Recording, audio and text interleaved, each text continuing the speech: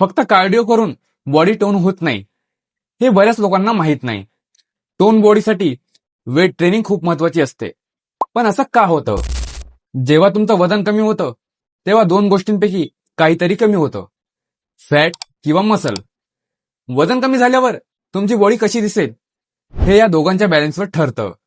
आणि हाच balance cardio आणि वेट ट्रेनिंग वेगवेगळ्या पद्धतीने बदलतात. 1999 मध्ये एक स्टडी झाली होती.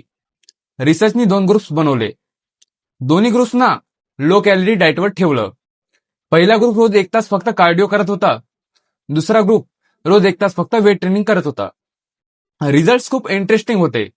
कार्डिओ करणाऱ्या ग्रुपचं वजन जास्त कमी झालं, पण त्यातला जवळजवळ अर्धा वेट म्हणजे सुमारे 4 किलो मसल कमी झाली.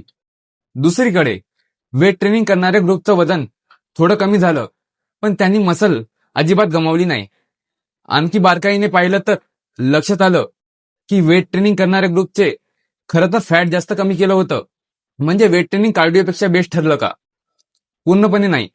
खरं सांगायचं तर वेट ट्रेनिंग सोबत जर तुम्ही कार्डिओ केला तर फॅट जास्त वेगाने कमी होतं, मसल बिल्ड होतं आणि बॉडीला एक छान शेप मिळतो.